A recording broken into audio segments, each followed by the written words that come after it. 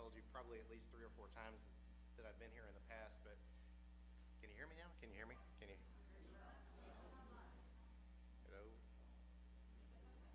All right. That working? Yeah? No? Yeah? Yeah? Yeah? Okay, I'll just project. How about we do that? The week after I was born, my parents took me to a little church in Cokeville, Texas. And the minister sent a letter to me that week. And in it, he told me to remember 3 things as I grew up. Set definite goals, start with what you have, and trust in the Lord. Well, trust in the law is how I hear that now, but I just want to make sure that everybody knows if you don't take anything else away today, start with what you have, set definite goals, and trust in the law. Trust in the law, start with what you have, and set definite goals. Doesn't matter what order you do it in, right? Just get out there and do it. So I wanted to read a couple of pieces of scripture for you, and they're a little lengthy, so just bear with me here, but it just kind of seasons what we're going to talk about. Jesus is walking along the beach at the Sea of Galilee, and as he walked, he saw 2 brothers, Simon, who's called Peter, and Andrew, his brother, casting a net into the sea, for they were fishermen. And he said to them, "Follow me, and I'll make you fish for people." Immediately they left their nets and followed him. As he went from there, he saw 2 other brothers, James and his brother John, in a boat with their father Zebedee, mending their nets, and he called them. Immediately they left their boat and their father and followed him. And also from Matthew, Jesus is preaching about worry. He says, "Therefore I tell you, do not worry about your life, what you'll eat or what you'll drink, or about your body, what you will wear. Is not life more than food, and the body more than clothing? Look at the birds of the air, for they neither sow nor reap nor gather into barns, and let your heavenly Father loves them. Are you not more valuable than they are? And can any of you, by worrying, add a single hour to your span of life? And why do you worry about clothing? Consider the lilies of the field and how they grow. They neither toil nor spin, yet I tell you, even Solomon in all his glory was not clothed like one of these. But if God so clothes the grass of the field, which is alive today and tomorrow is thrown into the oven, will he not much more clothe you, ye of little faith? Therefore don't worry, saying, what will we eat, or what will we drink, or what will we wear? But strive first for the kingdom of God and his righteousness, and all these things will be given to you." I'm not quite sure what happened, but somehow the talk title in your program says "Let It Be," and I thought what I had sent was "Let It Go."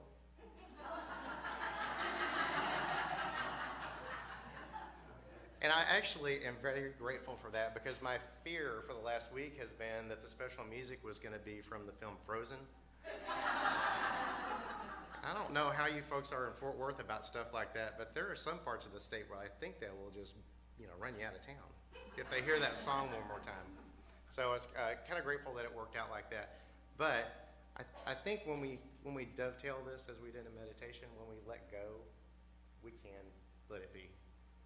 So let's just work with that, okay? So if I say let it go, let it be, okay? Can everybody work with me on that? Okay. So as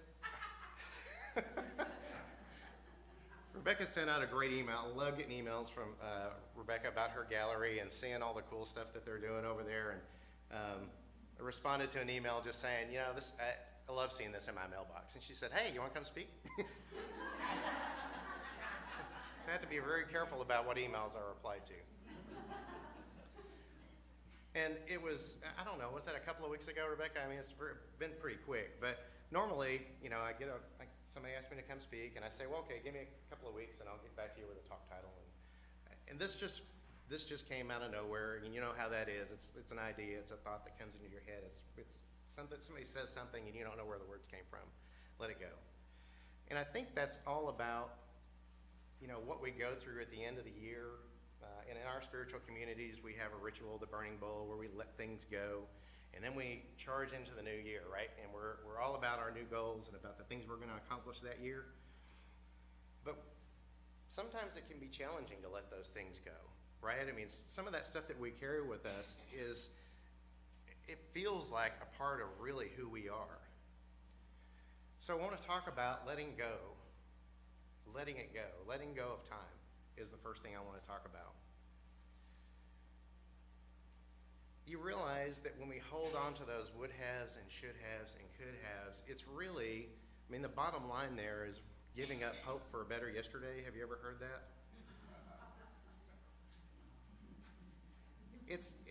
And in a lot of ways, I love tradition. I love Thanksgiving. I love Christmas. I love the stuff that we do every year in celebration of that holiday.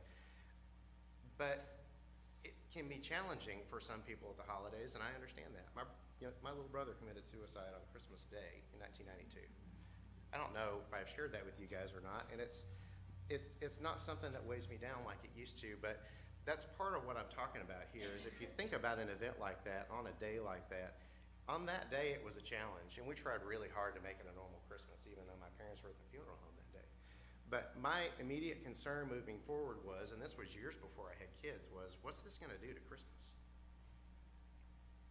Now, I don't know if any of you know this, but I'm a huge NASA freak and science fiction fan. But anytime I get ready to go here, in my mind, I think about the scene where Luke Skywalker and Yoda are training, right? And Luke senses something disturbing, and he's gonna go check it out. And he's putting on his lightsaber, and Yoda says, "You're not gonna need your weapon." And he says, "Well, what's in there?" He says, "Only what you take with you. Only what you take with you."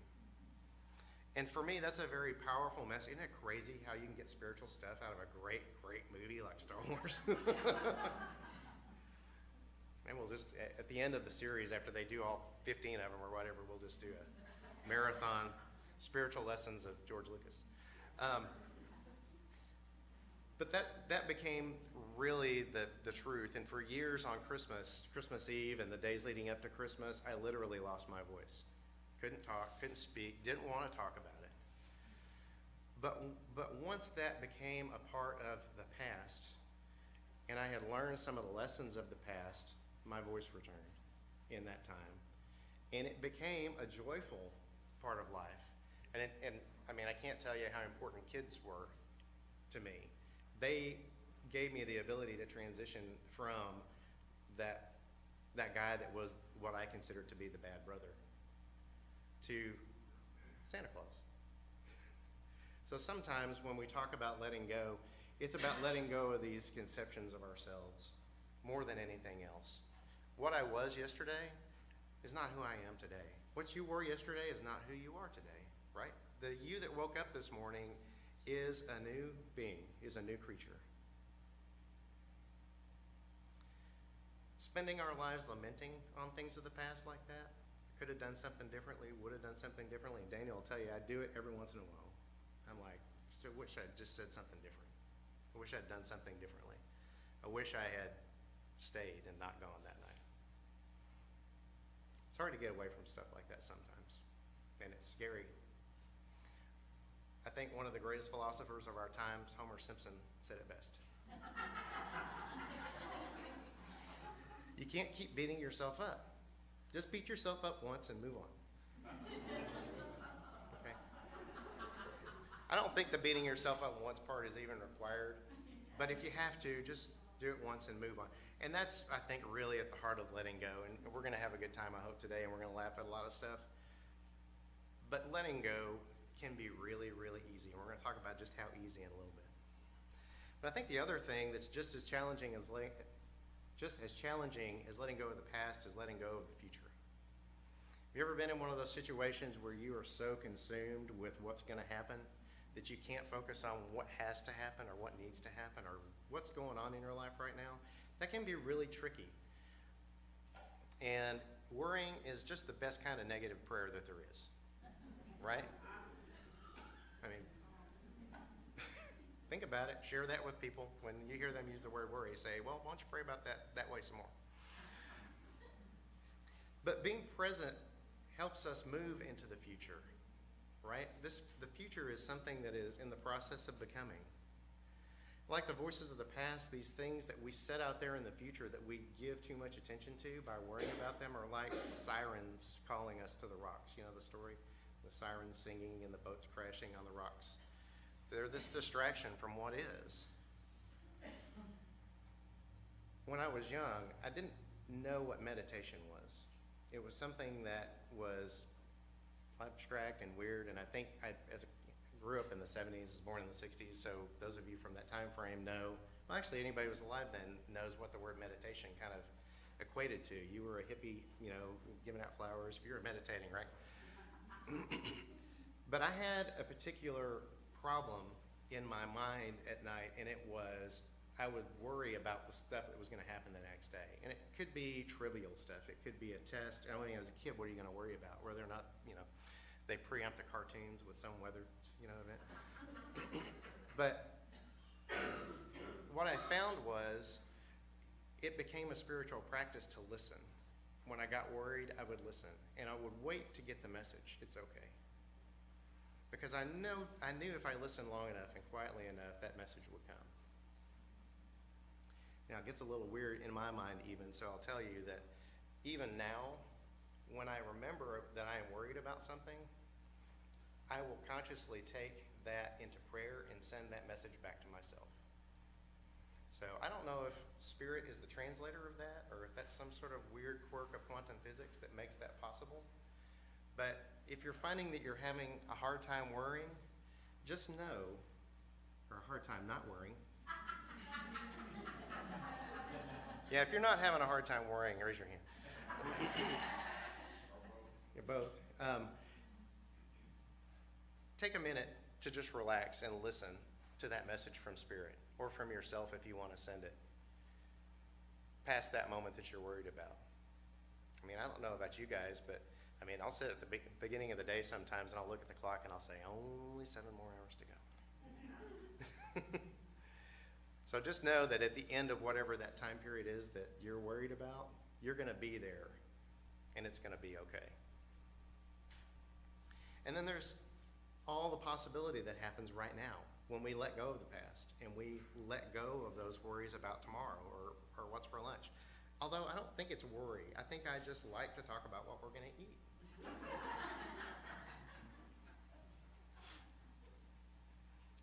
In meditation, I use this also. The saying is from Unknown, whoever that is. It says, worry looks up, guilt looks down, fear looks back, faith looks up, and I look forward. So when we're present, where are we looking? Are we looking to the past? Can't be present if you're looking to the past. Are you looking to the future? Can't be present if you're looking to the future. Be present. Keep your nose pointing in the direction you're moving. I tell the kids that sometimes, usually when they or I trip over something. So once we let go of time, once we let go of those issues that plague our consciousness from the past or that we put out there in the future to worry about, we can talk about letting go of the stuff that got us here, letting go of things. It's my understanding, I think I heard it in a movie, somebody said Cortez burned his ships. I read historically, Cortez scuttled his ships when he got here. Okay, so Cortez comes to explore the New World. Some of his crew aren't really happy with the way things are going and they're exploring, right or wrong, you know the story. But to make sure that nobody mutinied and left him there, he sank his ships. He burned his bridges. He let go of the stuff that got him there.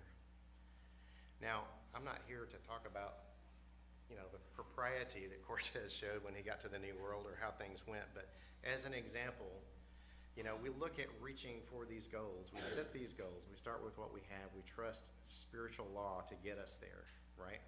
And then once we get there, what do?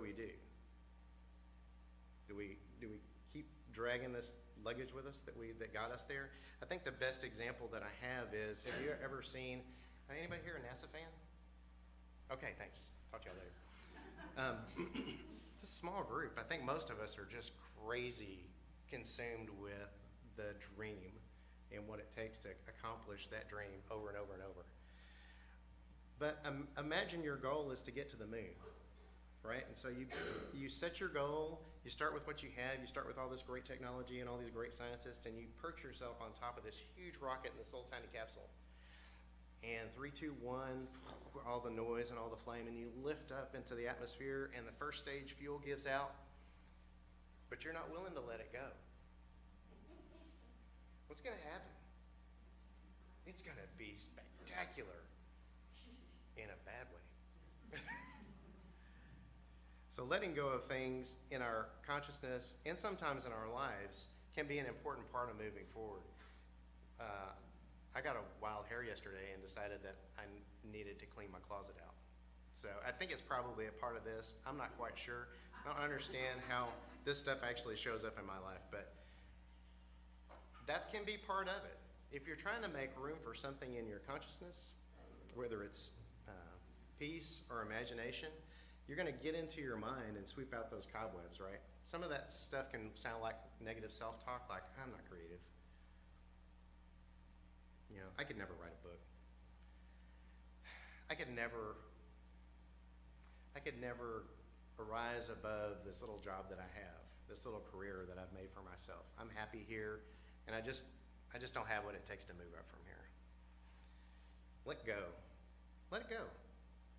That first stage took you to where you are right now, and it's time to release it. And you know what happens when you release that first stage? What's waiting? That second stage. Second stage is waiting to take you up. I was talking to Paul before service, and we were talking about, you know, people retiring, and some people just kind of flounder once they stop working. I had a dear friend of mine that just retired at December 24th was her last day, and she was scared out of her mind. Didn't have any idea what she was going to do. She came to Texas for 2 weeks. I said, that's a good start. But she's got a job volunteering at an animal shelter now. I mean, it didn't take her that long to find something that she really wanted to do, right? But some of us, and myself included, our minds encapsulate this, what we do, as a part of what we are. And it's hard for us to let that go. I use the word hero very lightly here because as an astronaut, Alan Bean you don't read about him. He's not Neil Armstrong, you know, he's not Schmidt or Young, you know, he's not these guys that fly these spaceships for the first time. He was a lunar module pilot on the second mission to the moon. And he wasn't even supposed to be there. Something happened to the guy that was in that slot. He knew one of the guys. They invited him to come along. Basically, it's kind of like, hey, we're going on a road trip. You want to? But after his service in the Navy, after his service as a test pilot, after his service as an astronaut, he retired from NASA. And do you know what he did? He became one of the most amazing artists, space artists, that we have. He took what he saw, he took his experiences, and a lot of things that he didn't see with his eyes, but that he felt with his heart, and that he knew as a part of the process, and he started to express that on paint and canvas.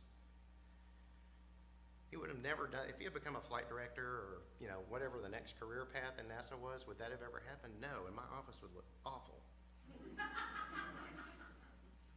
But when we release and we let that stuff go, we free ourselves to move on to something that's incredible, that's unencumbered by our past, that empowers our past.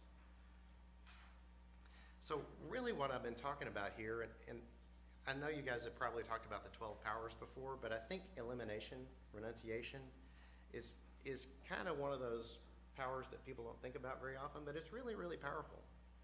And I'll share with you my favorite personal affirmation of all time. I think I want to do this. Elimination is my favorite potty time affirmation.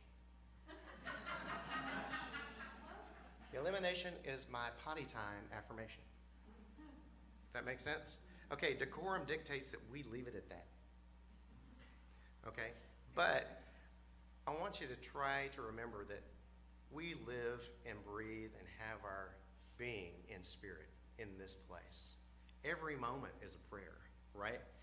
Even some of the little private moments that we have can be prayerful and can be an excellent opportunity to let go. I mean, literally let go. And if you got something that's bothering you, take an opportunity in that moment to let it go with all the other stuff. And I feel really comfortable now sharing this with y'all because y'all are like family, and in my family growing up, a meal didn't end unless there was some reference to some digestive function. So y'all are officially family now. So once we let go of the worries of, you know, the stuff that's happened in the past, what brought us here, let go of the worries of the future to focus on our goals, we want to let it go. I mean, at that point, we're really ready to let it go. I've never seen Hoover Dam or Lake Mead. I keep wanting to go do that, but I'm afraid I'd be distracted by Area 51. But you know what I'm talking about, right? Lake Mead is this huge reservoir that sits right behind the Hoover Dam, right? It's all this potential energy that's sitting in that reservoir with that device at the very end of it. And what good is Hoover Dam if they never let that water through it? What good is it if they just let it sit there and hold all that power behind it? That's really what we're talking about letting go this morning. You've got this spark of divinity within you. Have I told you that you're a unique expression of spirit? I think that's 3 times, it might be 4. You're a unique expression of spirit. Marianne Williamson, does anybody know what I'm about to read? Okay, get ready because you're going to hear it again. It's really good. Our deepest fear is not that we are inadequate. Our deepest fear is that we are powerful beyond measure. It is our light, not our darkness, that most frightens us. We ask ourselves, who am I to be brilliant? Or who am I to be gorgeous, talented, or fabulous? Actually, who are you not to be? You're a child of God. Your playing small does not serve the world. There's nothing enlightened about shrinking so that other people won't feel insecure around you. We are all meant to shine, as children do.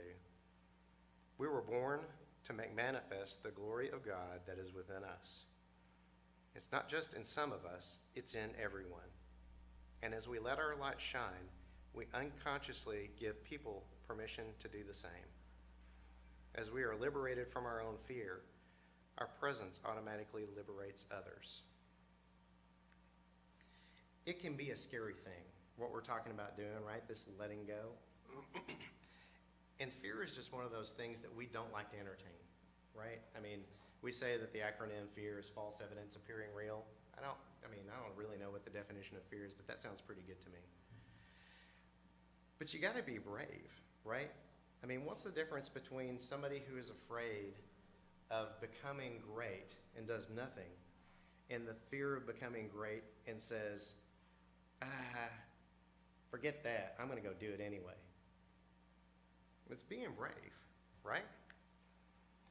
Realize that in the heart of bravery and empowerment is facing fear. I know this young firefighter, and she will put on her gear. She will go into a flashover chamber at 1,200 degrees. She will crawl in the dark through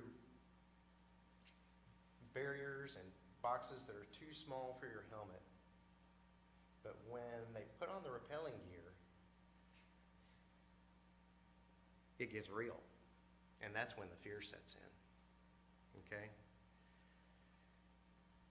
Climbing down the outside of the building doesn't make you brave.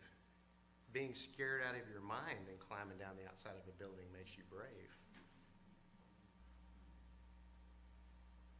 Telling your kids to follow their dreams is not brave, but being scared and telling your kids to follow their dream makes you brave. And I think one of the most amazing things about the folks that we call first responders is that they run toward that when most folks are running away, right? Very proud, Melody just was hired by the Garland Fire Department in January. So one of 3 female firefighters in the department.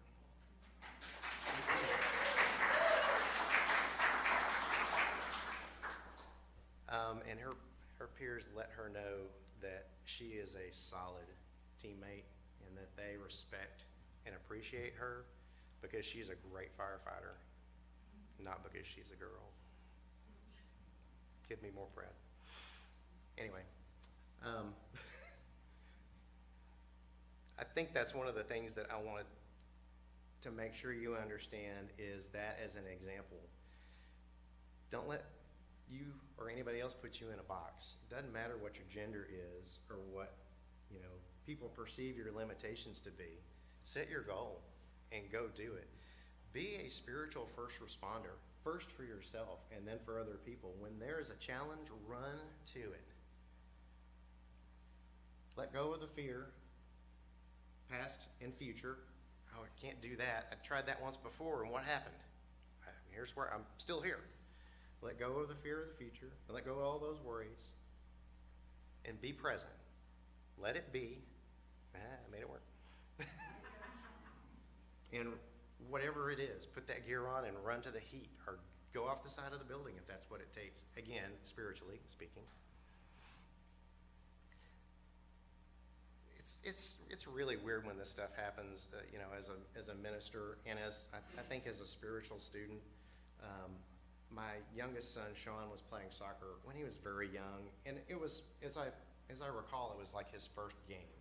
And so there's all these, you know how it looks. There's this ball, and there's like 10 kids, and they're around this ball, and it's like it's a shuttle, thing with the ball in the middle, and then every once in a while the ball will pop out, and then they'll all run over to it, and then they'll shuttle around the ball. Well, Sean wasn't really in there. He was just kind of around the edge of it, and he came out at halftime, and I said, what's going on in there? And he was like, I was afraid I'm going to get kicked or, whatever. And I said, Sean, this is fun. This is supposed to be fun. And the thing is that what's true about you can't get hurt.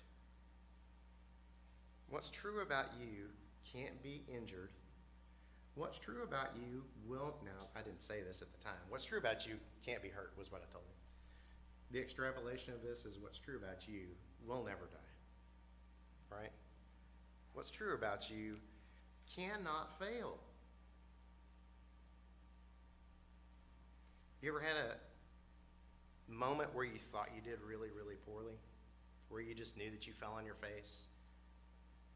And somebody came up to you and said, man, you did a great job. Or, you got a 1 on that solo. I'm just bragging on the girls this morning. Our first UIL guitar medalist over here, Kaya. So, and trust me, all us boys have tried. Maybe it's got something to do with feeling instead of being all technical about it. So when we let go of the time, the past and the future, and we let go of the stuff that got us here and the stuff that holds us back, and we embrace that spiritual power that's within us, and we're ready to release it, nothing's going to stop us, right? And in that moment, we may feel really, really empowered, and we go into prayer and we say, here's what I want. I'm going to pray about this, and here's what I'm going to focus on. And then the next day we go back and we say, okay, and I'm going to pray about that again. And I'm going to come back tonight and I'm going to pray about that thing again. I think one of the things as a chaplain and a minister that I felt really, really comfortable with, and it probably actually quickened and empowered kind of a natural tendency for me to be done with something and let it go. And in some ways that hurts me, that I do that I let my brother go, that I left him there. So feel what I'm going to say to you. When you ask for something in prayer, believe that you've received it and it will be yours.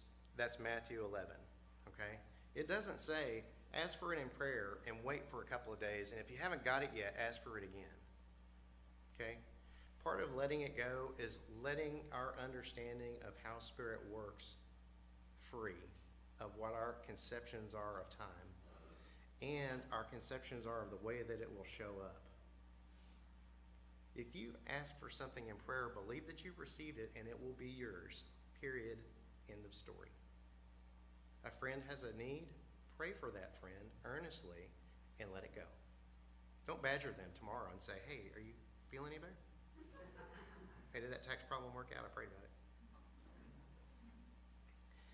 It's not to say that there's not a similar situation that won't pop up and that you shouldn't continue to put prayer energy toward that, but release the outcome of those things, because that's just another way to worry about stuff, right? Worry that your prayer is ineffective, or think about how you prayed yesterday and was that a good prayer? Should I do it again? Let go. And I will tell you, for me, that's one of the most challenging things that there is. But I believe that if we're going to pray for somebody who is having a physical or mental challenge, if we continue to believe that challenge exists day after day, we help perpetuate that, right?